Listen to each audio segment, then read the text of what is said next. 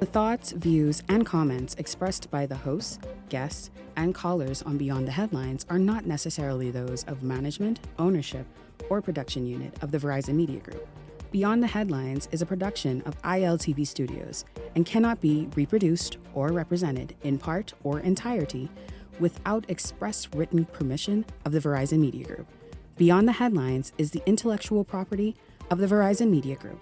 Copyright 2021.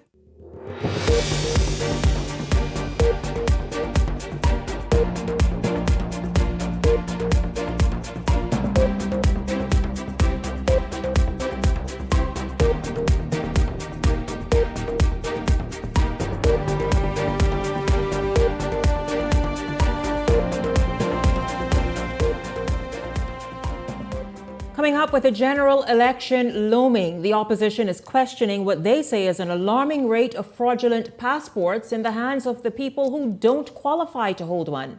Tonight, the government is speaking out, defending what they say is an enhanced, strengthened system that's working. Also tonight, Pineapple Air's landing gear collapses at the Governor's Harbor International Airport. The issue that plagued the airline caused major delays, including delays hours long for an American Airlines flight. The PLP boasting of a result and the new results of a poll that the FNM, now also coming up, has 41 ratified candidates. We have all of that. I'll clarify all that for you. That's two different stories. I'll talk about that as well this evening, coming up on tonight's show. This is Beyond the Headlines. Good evening. I'm Shanique Miller. It's good to have you along this evening. Well, government officials setting the record straight of more passport fraud claims being levied by the opposition. It remains the most contentious issue this election season. What's even more alarming for opposition officials, they say, is that there is a pending general election, even while the integrity of the country's document is reportedly in question. Jose Etienne is following the story.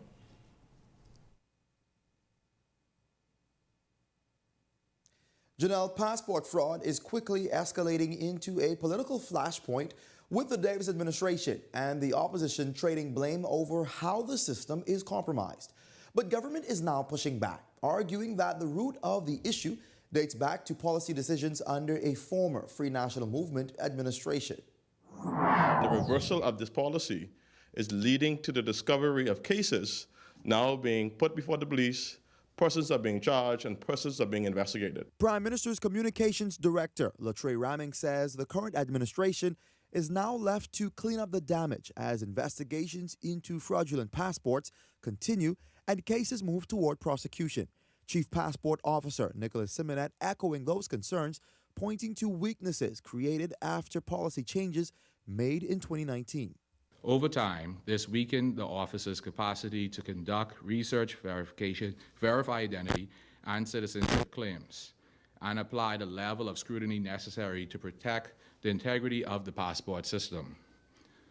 Upon identifying these vulnerabilities, immediate corrective actions was taken. The issue gaining fresh momentum after opposition leader Michael Pintard revealed in Parliament that more than 70 people were allegedly issued fraudulent passports between 2018 and 2024, tabling documents that sparked a heated exchange. But according to Simonet, that information did not come as a surprise. Our list currently lists 98 cases. Based on the information I saw, which was tabled in the House of Assembly, it showed a list that from our office that said 74. The other documentation I saw was a list that he extracted from that list with 8, which is the same, so that's still 98. Still, government is urging caution. Foreign Affairs Minister Fred Mitchell warning that the public should not accept those documents at face value, suggesting some may have been improperly obtained. Each time Mr. Mitchell has been in the Ministry of Foreign Affairs, there have been a series of things that we have been concerned about.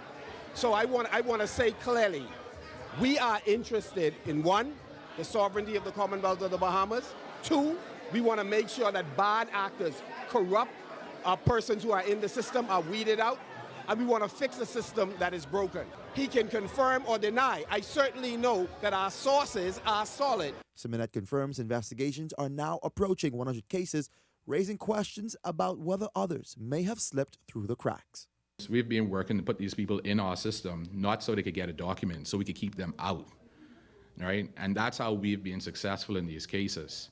We've been successful because instead of them slipping through the cracks when I leave or the next person come in the door, there's actually documented evidence that somebody will have to stand for. Somebody will have to speak to, how did you give this person a passport if the evidence in the system, which can't be removed, says that they're not entitled? We have to encourage these processes to be concluded. You want these people to be charged, because along the way, that's how you're going to find out who all is involved. Now, Janelle Pintard's comments in the lower chamber also triggered a rebuke from the Parliamentary Registration Department. Officials there say there is no need for political parties to cast doubt on a lawful process designed to protect the vote and uphold public confidence. Nonetheless, the opposition isn't backing down as its members accuse the Davis administration of doing little to nothing to protect the integrity of the country's passport. For now, back to you, Janelle. Meanwhile, former Foreign Affairs Minister Darren Henfield, who served in the Minnis administration, is firing back at the government regarding passport fraud. Henfield suggests the government is attempting to lay blame for what he calls a crisis at the feet of the Minnis administration. In a statement released just over an hour ago, Henfield argued that government had every opportunity and obligation to identify and correct this problem long before now. Henfield also raised issues with fraudulent immigration documents flowing through the system unchecked, despite reported regular meetings with key agencies involved.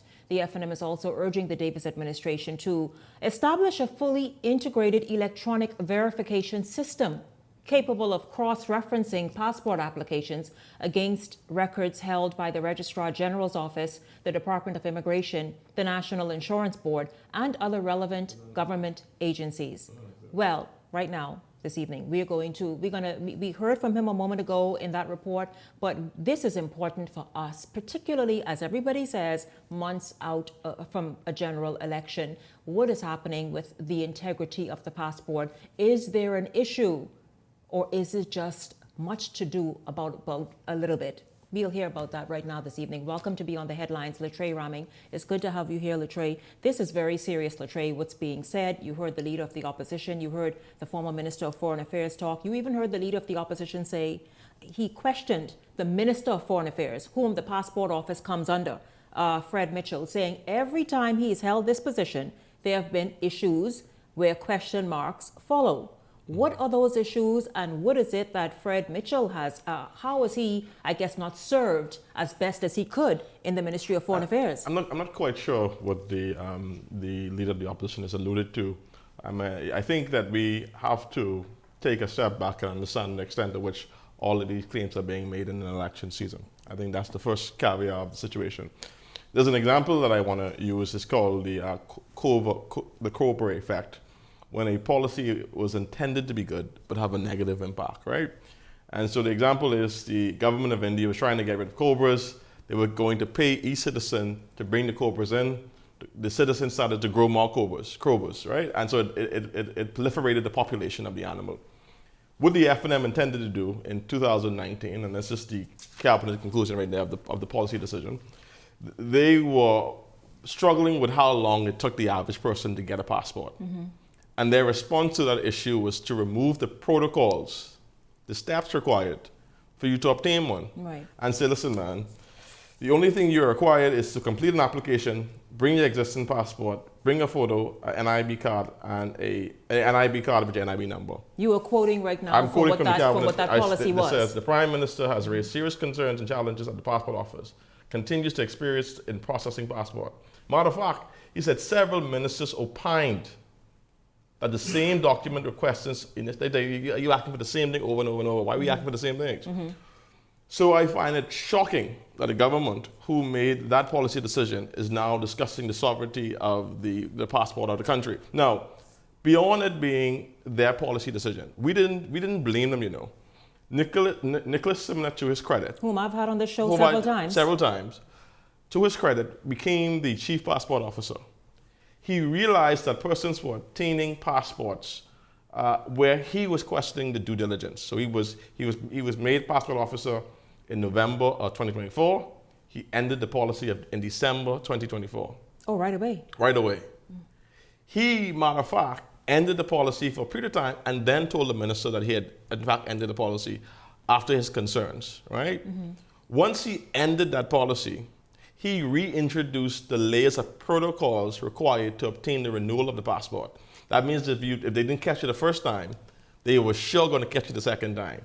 So when persons came to renew their passport, when they re-implemented the existing system, they started to realize that, hold on, they started to question the documents. Certain things don't add up. And But I know he said that if it's a new passport, it's at least about 8 pieces of information you must produce. If it's a renewal, that's about 6 pieces of information you must produce. So this is where the question was initially when it was removed or relaxed a bit. So you relaxed the protocols trying to speed up the process. And then relaxing the protocols to speed up the process, you created another issue. You created an environment where people were allowed to exploit it. So the government we didn't spend a year blaming the FNM, you know. We sought to fix the problem. So the chief passport officer created a multi-agency approach. He said, listen, I can flag these issues, I can notify the Department of Immigration, I can notify the registry department. So once it's flagged, the registry department immediately takes those names in question off of the register for due diligence. So because you see, the former Minister of Foreign Affairs is asking for that multi-agency It already exists. Relationship to be established. It already exists. I mean, he was the minister. He didn't want it at the time. He had ample opportunity to build the type of passport system he wanted. Now he's no longer the minister. He has this grand awakening of ideas. So the government is now leading by example, solving the problems. Now you have more than 90 cases that have been reported to the police. More than 20 persons who have been brought before the courts. So what we see here is that a correction of a system introduced by the FNM being corrected and people being held accountable for it. Now, people say, well, why all of a sudden you blaming the FNM? Well, it's the leader of the opposition who went to Parliament to hold up an investigative document. Well, let's look at those documents because he had obviously a reason. Because what new evidence does he possess and hold and seize where he had to bring that to Parliament yesterday and lay on the table? That is of concern, because I'll tell you, Latre, in an Eyewitness News poll that we did today, the news read the entire thing, but I just want to say this part of it, some 71% of the persons polled say they do not feel enough is being done to secure there it is right there, to secure and stop passport fraud. So what is it that Michael Pintard, when he presented into Parliament yesterday, that he holds that's this evidence where he supports the claims of this alarming rate of fraud? What the leader of the opposition held in Parliament is the example of a government in action. He held in Parliament the list of names before the police officers being charged by the government. So those names have already been flagged. They've already been flagged and sent to the police. Investigated or prosecuted. They have either been prosecuted, investigated, or under investigation. So he went into Parliament on the assumption that he was giving some new information to the public. But hold on, wait. So you're saying every name on those documents he had, because I think one of my technical producers in the back showed it to me just before airtime, that those names are people who have been flagged already, submitted to the police, prosecuted, or being investigated already. Those are the names. So and you know what is so disingenuous about it? The leader of the opposition started off by saying there was 300 persons. And then he was challenged on the number. And then he said, no, it ain't 300, it's 250. And then he was challenged again. He was challenged to table the documents in Parliament so they could see what he was referring to. When he tabled the document, the document had 74 names. It was a document that was 1 year old. By that time, more persons it's now at 90 because to the chief passport officer's credit, he's identifying the fraud. He's referring it to the police. People are being charged. That is an example of a system in work. What about the leader of the opposition and say, wait a minute, not only do they have fraudulent passports, those names, I think the 70-something, are on the voters' register. What about that? Because they are linking all of this to the fact to the belief that the PLP is trying to pad that register in its favor. I don't see what example or evidence you would have of a government that is putting people before the courts is trying to steal an election. Two things can't be true. It can't be the government is trying to send people to jail, and at the same time, the government is trying to steal an election. And I think what is so disingenuous, the leader of the opposition is prepared to burn the reputation of the Bahamian passport in the global community to score political points. And that is the reckless and most dangerous thing you could have, because what he should be doing, he should be standing on the side of the passport office, doing their due diligence, and rightfully calling for more. But what he's prepared to do is to burn the reputation of the Bahamas to win the government. And I think that's the irresponsible thing. This has been floating about now for several months, Latre, since last year, and even before that, questions about giving away citizenships, and now the passport is really the hot button issue. What is that? Seriously, what does this doubt and this level of doubt do for the reputation of the Bahamas internationally or even regionally? So let's accept that fraud as a pretense of crime exists. In established democracies, large economies, small, it exists. The failure would have been the existence of fraud and not detecting it and prosecuting it. That's where the failure exists. Do we need to build on the system? Yes. Are we identifying the fraud? Absolutely. Is anyone taking a victory lap on what's happening? No. What we see is a system that is working, that is identifying persons that could be improved to do better. But what is irresponsible, every Bahamian have a passport. When the leader of His Majesty's opposition in the Bahamas is questioning the document that we all rely on, it makes it difficult for us. In other countries, he's not saying that. What we should be saying is that we have a system in the Bahamas when fraud exists, we're able to identify it, rectify it, and hold people accountable like any working democracy or country. But I understand that this is a political process, this is campaign time, and loose tongues say whatever they want. Right, and so the fact is, you just said it, it's campaign time, it's election season, and all that, so you can look me in the, not even me, forget that, you can look the Bahamian people in the eye and say the PLP is not trying to stack the deck in its favor, not trying to throw these passports out, because the people just say, everybody has a passport now. The position, let me say two things. Nicholas Simonet is a young Bahamian. Look right here, right here. Nicholas Simonet is a young Bahamian who is 37 years old. He have brought more than 90 persons before the police in the past year. People have been charged, people have been investigated, people have been prosecuted. I could also say that there is no effort or intention by a government who is currently investigating and charging corruption or I could invite the opposition to take the advice of their former leader, who said that it is impossible for any government to steal an election in the Bahamas. The Bahamas is a country that have had elections for years, some of the best records of voting turnout for years. We've never questioned the legitimacy of the election. You know what kind of person will question the legitimacy of election? A person who is behind 20 points in the poll. Oh, let's jump ahead. Look at you, eh? The public domain poll shows. That's a good transition. Listen to me, I tell you, Latre Raming, y'all, shows favorably for the PLP. This is a poll that was conducted by Public Domain in the month of February. It became public, I think, just last night. So then it shows the PLP quite favorably in several areas, if not all of the areas that whomever was polled. What kind of momentum does this give to the Progressive Liberal Party when looking at those results right now as they stand? I think when you look at the polls, you'd understand where Bahamians who, in a time of crisis, in a time of great difficulty, people have a vested trust in the leadership of the Prime Minister, and still question whether or not Michael, the leader of the opposition, has the ability, in the middle of chaos, in the middle of trying to rebuild his organization, is fit to govern or to lead a country. Now that's just personal observation.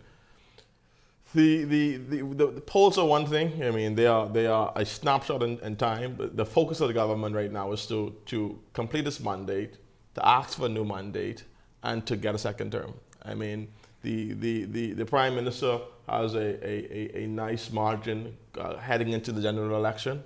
There's a lot of work to do. There's a lot of persons to there are a lot of undecided voters to make the argument towards.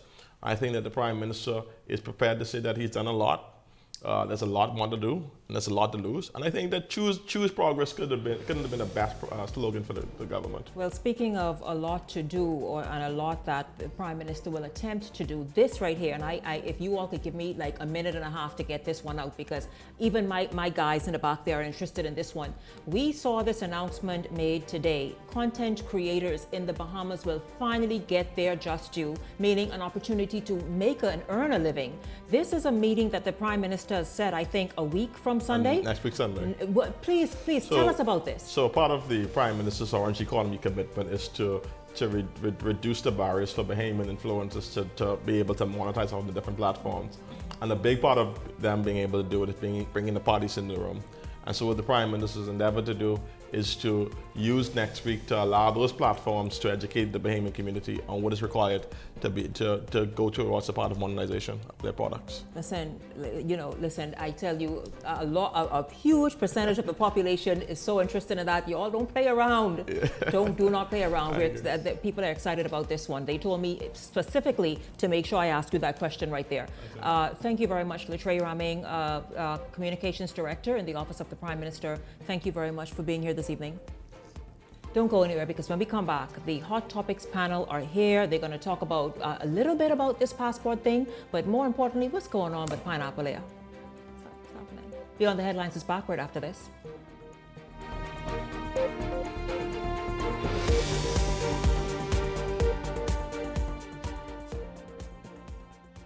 Hey, it's your boy Charlie Bahama here at Superwash, Superwash's newest spokesmodel, and I'm here to tell you about Superwash's large capacity washers and dryers for all your big loads. I know I see that Charlie Banana coming here just now. Luckily it's also big enough for me to hide it. I thought he was right over here where these large capacity washer and dryers is. They're big enough now to handle your big loads, you know. Yeah, like your comfort on your blanket. But just look at us. Somebody forget to turn on the dryer. Oh, stop!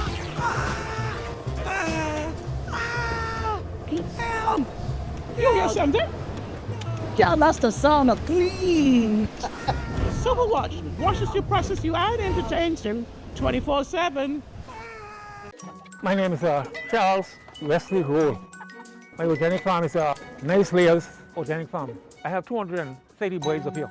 I give them fresh water, pumpkin, lettuce, cabbages, all the vegetables. Anything what I eat, they eat. Right now, we sell the eggs for $7 a dozen from Monday to Friday. On Saturdays, you can get 4 dozen eggs for $21. I'll be located on Jamaica Road, the western side, Silverstone Primary School.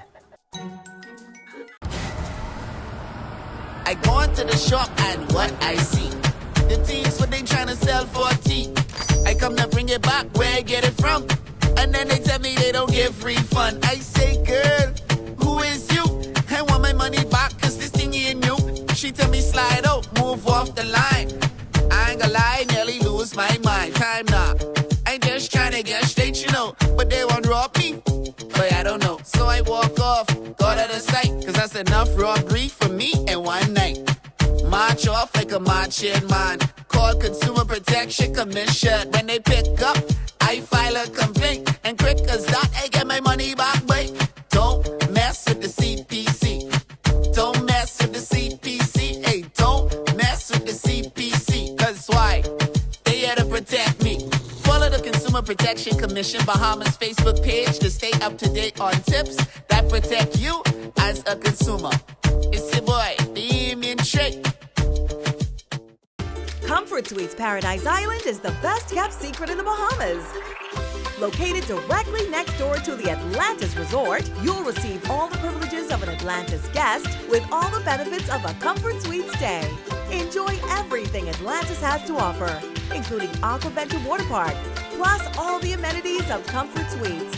Free Wi-Fi, free breakfast daily, and kids stay, play, and eat free. Visit ComfortSuitesPI.com. Hey, it's time to lock in your vote. Your vote is your power. With the new boundaries in place, you may need to transfer or confirm your voter registration. And if you have never registered or didn't plan to vote, don't get left out on one of the most important decisions of your future. Make sure when election day comes, you're ready to say, your say, your vote, your choice.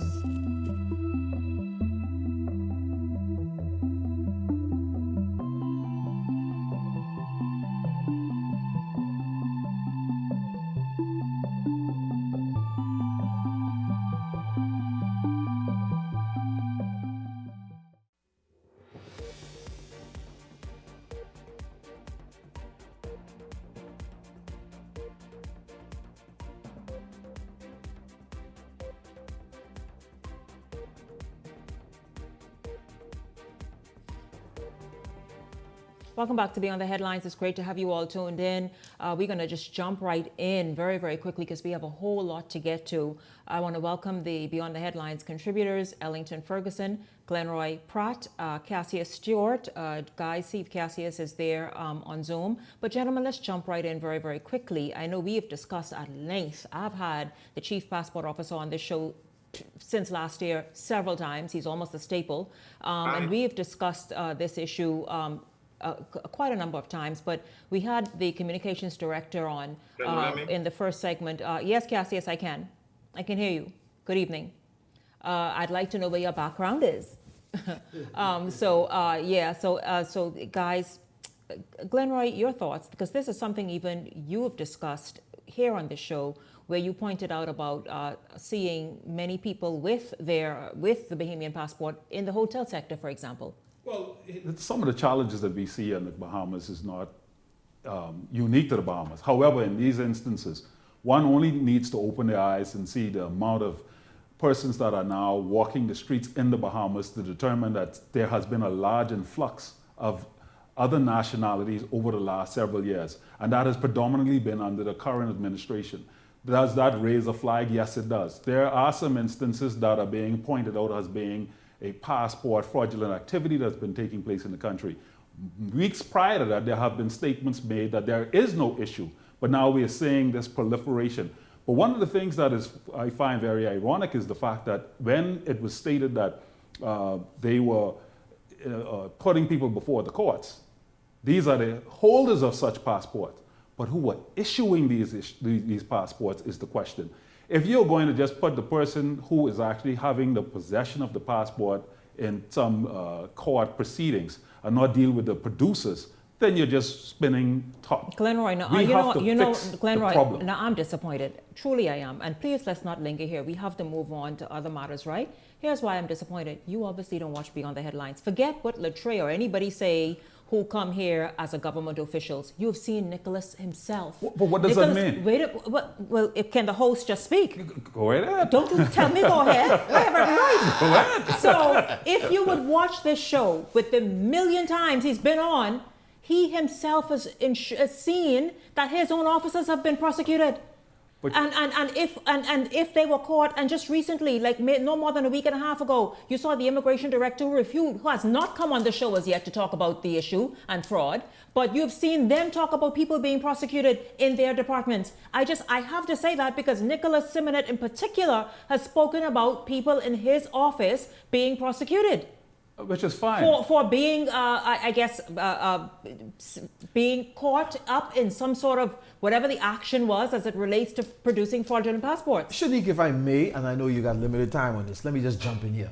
I think one of the things that Glenroy is missing out from what the Chief Passport Officer is saying, or what Latre had revealed, is that the Chief Passport Officer finding that some protocols that was removed when people come to renew passports garbage is causing some issues. And never raised until now? Why haven't that been an issue that has been discussed prior to this? No, it's unfair for you to say that. No, it's not unfair, because it should have been discussed when it was brought up as an issue. The documents that the leader of the opposition have presented in the parliament is not a document of something that happened last week. Rubbish, because he had 5 years to present that. You're now presenting this issue. Why would he raise it? As you heard, Latre said he did it even without the consent of his minister. Rubbish. He went and he reintroduced. And that list is situations that happened over a year ago. Exactly. So it's an ongoing service. They have not come to alarm or to say the public, but obviously they were doing their job, and I think they should be commended for looking and finding these improprieties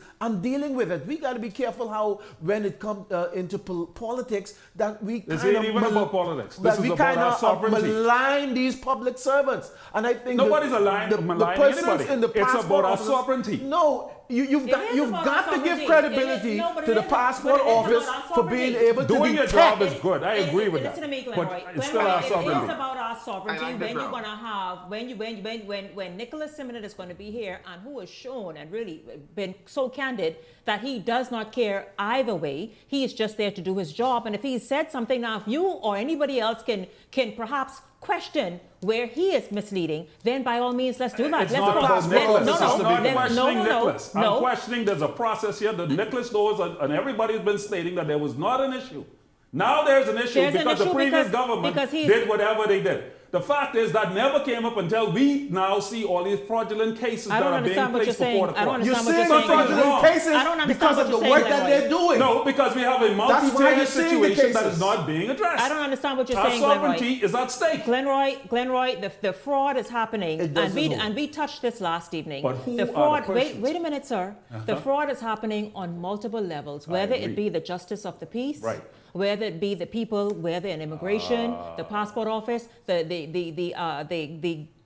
is that that office? Not the parliamentary registrar, the registrar general's office.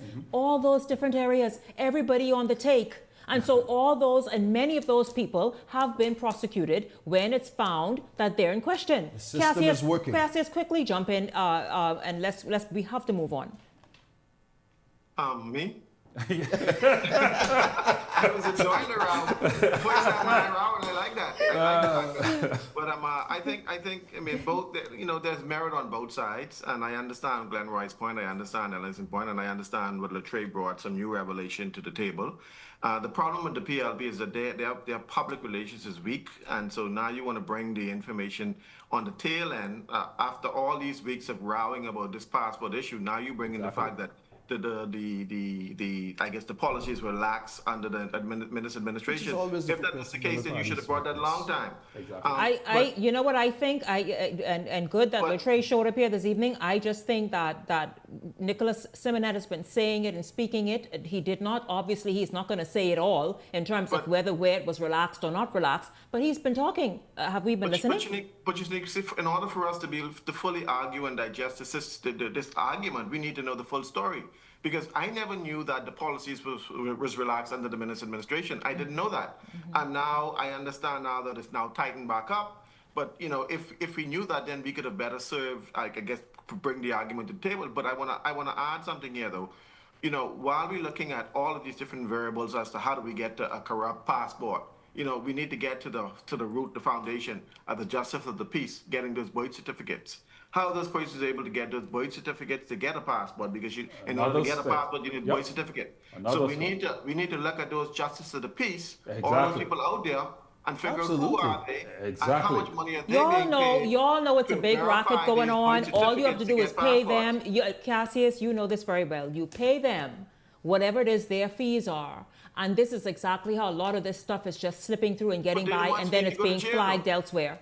If they're the ones who are causing the problem, who's going to put them in jail? Who? Because in order for you to get a passport, you need a birth certificate. Correct. If the birth certificate is fraudulent, then who is signing those birth certificates? Exactly. Or the letters to get the those relaxing birth certificates? system. That's the foundation. No, the system was That's relaxed. the foundation of it right there. So we got to system go at was the relaxed. source. But the system so if it is the justice of the peace, let's go at the justice of the peace. I agree. If it's the people in the passport, let's go at them. Because where there is smoke, there is fire. But I understand it too. The relaxation wasn't just predominantly about new passport issuance. It was more so about when you have a renewal process that takes place that took a little longer than it should. So Even from that just perspective, renewed her passport. She just renewed her passport, and I had to get her birth certificate all over again. right. And so, if that is the case, she already is in the system. She's 80 years old, and she still now have to go get a birth certificate all over again. So you still have to get the birth certificate. But if the birth certificate is fraudulent, that's the foundation. Yes. Then you see how the system becomes a problem. Yes, it we is. have a lot of work okay, to do. Okay, let's move forward, guys, because I can see that I have to pick through now. Guys, you all went from the other big story for today. So let's see. The Aircraft Accident Investigation Authority is now looking into the circumstances surrounding I think was it a crash landing that occurred today in Governor's Harbor at the Governor's Harbor International Airport involving a Beech 1900 aircraft with registration, Bahamas registration. And that registration is C6KRC, operated by Pineapple Air. Initial reports indicate that the aircraft had issues with its landing gear, which resulted in the aircraft becoming disabled on the runway after touchdown. There were 19 persons on board and no injuries have been reported. The Accident Authority is actively investigating this matter and is coordinating with its partner agencies, including the Civil Aviation Authority, Bahamas, and the Airport Authority. The authority, in a statement this evening, said that the preliminary report will be made available within 30 days on the authority's website. Now, gentlemen, an American Airlines aircraft that was also at Governor's Harbor International Airport was unable to depart all these hours and finally left Governor's Harbor just before 7 this evening. Just after 7 this evening. And I got that on good authority. Gentlemen, let's just talk about air safety. And I'll tell you, I spoke with Devard Francis, who I think is chairman of the Aviation Authority there at NAD. And, you know, he was adamant that he has been very strict and even to the point of grounding many of these airlines, including this very one that had the issue today. But let's just talk about the fact that, and guys, did you all show the video? Please show the bolts and whatnot, the stuff that I sent you all. Please put that up as we discuss this right here.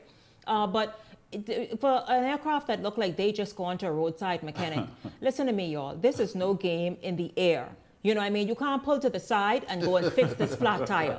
What are your thoughts about these issues continuing to turn up with a lot of these local airlines?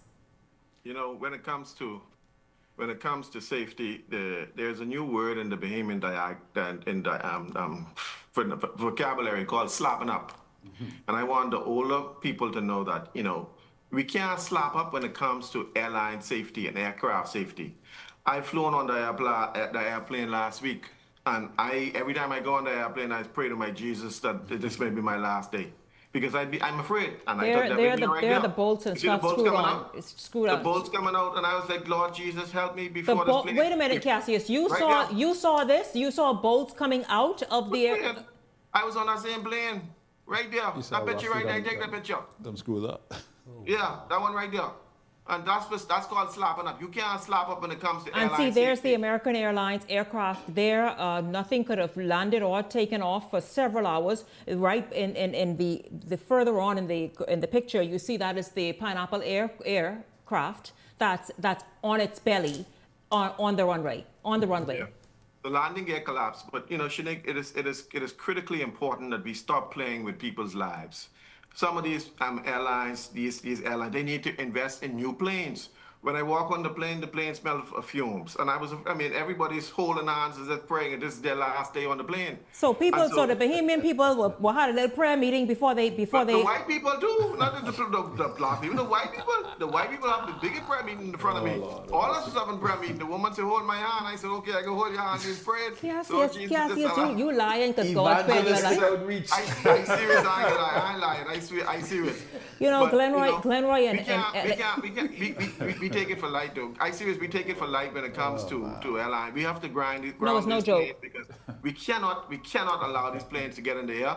Because for me, I pray for all my sins and Glenroy's sins when I go on the plane. Boy, I tell you, you must see his prayer a whole month before you travel. Then, listen, Glenroy and Ellington, you know, this is no laughing matter, and our Civil Aviation Authority and whichever other authority it is must get serious about the airworthiness of aircraft. Absolutely. I think a couple of months ago, well, about 2 months or so ago, there was other near misses and all the other stuff that transpired and some other issues that transpired in the aircraft industry in the Bahamas. The door flowed. Yeah. Obviously, we have some challenges, and I hope that all the safety precautions and everything that needs to be taken seriously is taken seriously. Obviously, there are some professional airlines that are owned by Bahamians that are out there, and they're doing a stellar job in ensuring that customer safety is paramount. But in instances where there are inspections that are taking place, and those things are discovered, then they should be brought to the fore. The irony is that these things haven't been brought before the flight transpired. So who's inspecting these planes? Who's inspecting? That's the thing. Who's inspecting it? Because when you see bolts kind of like about to pop out of the side of the aircraft, like who say, okay, this is good to go? Yeah. Who says that? Who says that? I mean, they must have gone to YouTube and learned aviation. Ellington is the inspector. Put some duct tape on it anyway. Duct tape, you know what I mean? You know, listen, y'all, we have to get serious. Absolutely. I mean, our airspace now is becoming more. It's busier than ever. Certainly, the eyes of the world here. We are now opening brand new airports and calling them international airports. We certainly don't need issues happening here just because why we slapping up, like Cassius say. Let's just not play around with that. We're going to take a break. Ellington, when we come back, if you have something to say about it, you can certainly weigh in. But we're going to talk opposition politics after the break. Stay close.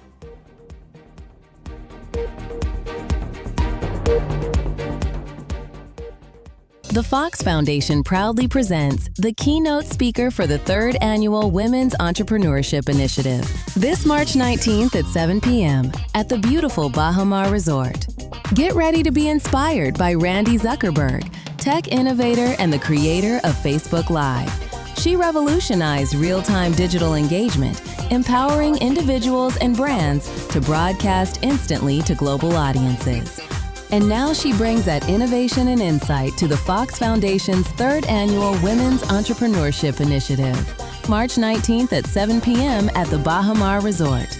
Under this year's theme, Give to Gain, join us for a night designed to inspire growth, spark opportunity, and strengthen the future of women in business. Play for fun, not for funds.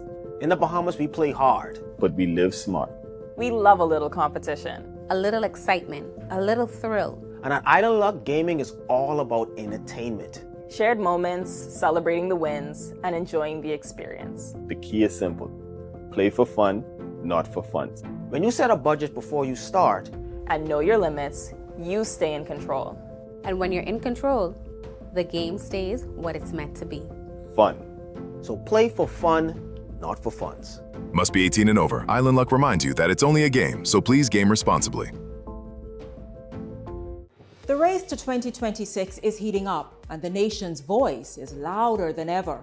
Here on Beyond the Headlines, we're checking the mood, the momentum, and the message of the people. I'm Shanique Miller. Each week, we're taking the temperature of the electorate to see what's really driving the nation. Who's connecting? Who's cooling off? What issues are heating up ahead of 2026? This is Temperature Check 2026, where journalism meets the nation's heartbeat.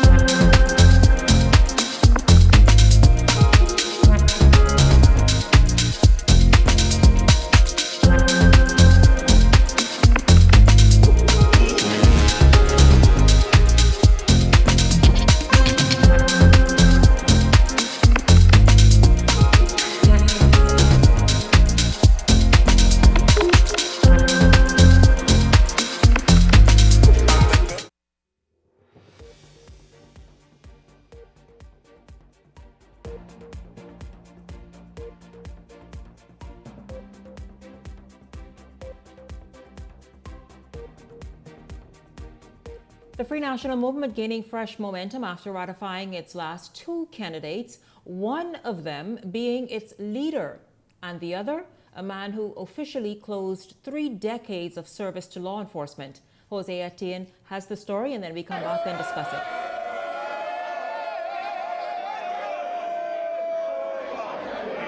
FNM supporters erupted in cheers Wednesday night at party headquarters as leader Michael Pintard was officially ratified as the party's candidate for the constituency he has represented since 2017. We have created a culture in Marco City that we wish to see throughout the Commonwealth of the Bahamas. We serve Bahamians of all political stripes. That's the reputation that we have. And so what we need is to end the level of tribalism that exists in the Commonwealth of the Bahamas and to find leaders who are prepared to work for all citizens. Also taking the stage was J. Leo Ferguson, a Mical native who closed out a 30-year career with the Royal Bahamas Police Force on the day of his ratification. Now, the retired officer is stepping into frontline politics, hoping to represent his hometown with the backing of the former FNM Member of Parliament who lost the seat in the 2021 general election. I was born in Betsy Bay, my daughter. My father is from Snug Corner, Auckland. He's from Snug Corner, Auckland. And that's from the Williamson and Ferguson family tree.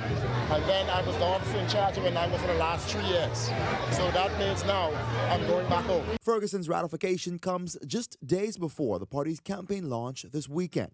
He said the timing came down to one thing: first closing the chapter on his career in law enforcement. The idea is once you're a serving member, a public servant for the Royal Bahamas Police Force, you have to either complete your time or resign. I have dedicated my life as being a police officer. And in my heart, I will remain a police officer. So my thing was, let me commit it, let me complete it, have my honorary discharge, and now I'm here to serve the country. Ferguson is seeking to succeed outgoing MP Basil McIntosh, who has faced criticism over his tenure in the Southern constituency. But the newly ratified candidate says he does not want the race to be defined by party politics, but by people. Basil McIntosh has his issues, but I believe as a people we need to get together to get beyond the political divide and make it whereas we as a people take care of ourselves and not so dependent on government. But the thing for me is that without the people, there cannot be representation. He says the challenges facing Mical are real. Residents have long raised frustrations over limited flight services and deficiencies in basic utilities. These are easy fixes. Because if you are the third airlift into the Mical constituency, you literally alleviate the problem of that the flight is always full. The water problem in Lovely Bay, in Chesses, the potable water in Selena Point, no phone service in Selena Point. See, but these things can be fixed. So it's no sense to stand up here and just cry about what needs to be done, and we just have to go out and do it. With both men now ratified, the Free National Movement has formally completed its slate of candidates. And now attention shifts to Saturday's campaign launch, where supporters are expecting the party to lay out its vision for the road ahead. What will be done under a Pintard-led administration? We're going to answer that question to a large extent on Saturday and on the weeks that follow. So it's not a one-shot deal, but you're going to hear more. Secondly, you want to hear who are the persons that will form the new government and help transform this country. Who are the persons who will be working for you? We will answer that question. As the political temperature continues to rise, both major parties are intensifying their push to win over voters ahead of the next general election. Jose Etienne, Eyewitness News. Well, the Free National Movement, gentlemen, armed and ready for its official launch on Saturday evening. Gentlemen, how does this 41 look to you? And of course, as they go to officially launch on Saturday, as everyone gets ready for really getting on the rally stage and pounding the pavement after Easter? Well, I think the 41 looks like they're ready to govern the country, and the 41 looks like they are happy and eager to transform the country in the vision that they believe that they have, that they can utilize to transform the country. Obviously, there are opposing ideas relative to how things are being done now, and they have a different plan and a different vision. Now, the aim is to see how best they can sell that plan and that vision to the people and see what the people decide. But it doesn't mean that it's going to be a cakewalk, as it were, because there's obviously the governing incumbent party that has the resources behind its back to do a lot of different things.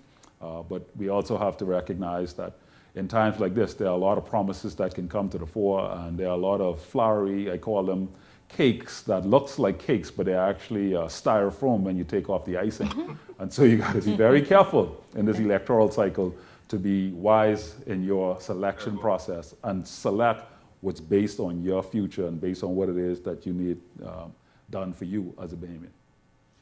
I think, Shanique, it's wonderful. The Free National Movement has finally put together its 41 slate of candidates. I think one of the things that is critical in the Free National Movement now is for the leader. They talk about they're going Saturday to launch their campaign. I think they must look at reunification, at unifying the party. They must look at their base. They must look at strengthening their base, pulling people together, and stop the bleeding in the party. That must stop. They must, if they can't bring people together, like a former member, Janet Bostwick, said, it's going to be a real challenge for them. And I think that's what is going to be. They're going to have a sound message. I'm sure they're going to come out of their convention with a good message to the Bahamian people. But getting your base together, and then once you get your base together and you can present yourself to the public, and the Bahamian will begin to consider this party, whether this can be an alternative to the Progressive Liberal Party to take governance over the country. That is critical. Well, in regards to Michael, it is refreshing to see the candidate for the Free National Movement, Ferguson. I don't know him, but I know his family. I know he comes from good stock. I know his mother, I know his father, and I know John Lee, and I know his other brothers, and I know that they are well trained and well educated. So if he's anything like them, I think he will be a good candidate.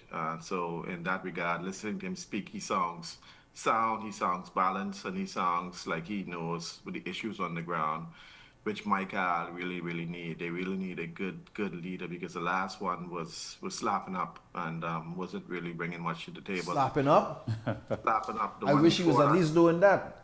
The one before that was slapping up too. Well, you know, slapping up, you gotta define slapping up means choking, jiving, and really bringing under the table. So, so the one before that was slapping up too. So, but I think he is sound. But one thing I'm just puzzled. I mean, from all of my studying history, the leader is always the first one out. The king is the first one on the battlefield. I don't understand why this king was the last one to be nominated, ratified. You know, that kind of baffles me. You know, as the leader, you got to be the first one to be ratified, because in the cabinet, you are first among equals. And as first among equals, you got to be the first one out there. But this one was the last. That's kind of strange in political talk. So we'll see what they got to say. We'll have what they got to say in terms of bringing their platform to the table. And, you know, the PLP got to come strong as well, too. It's not going to be an easy fight. It's going to be a dog fight. So everybody got to come out there and don't slap up. Bring your best game to the table, because we can talk about you on the show. If you ain't coming, if you're slapping up Shanique, we can slap him up. We slapping up. Whoever comes slapping up, we slapping up. Again, the Free National Movement will officially launch its election campaign on Saturday at Bahamar. And so we all will be paying attention to that. Gentlemen, I thank you all for being here. Of course, at the top of tonight's show, Latray Ramming. Thank you so much for stopping by, Latray. And a big thank you to all of you for tuning in this evening. It's certainly been awesome having you tuned in. I look forward to seeing you right back here tomorrow evening. For the entire Beyond the Headlines team, I'm Shanique Miller. Make it a great evening, everyone.